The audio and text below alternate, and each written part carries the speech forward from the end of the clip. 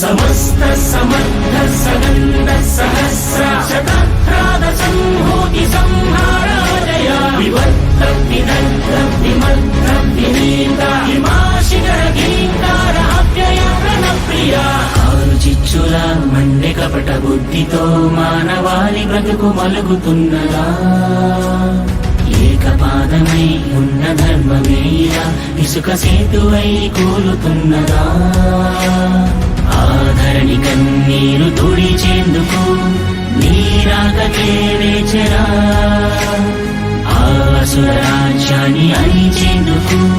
సాయాన్ని కోరిందిరా।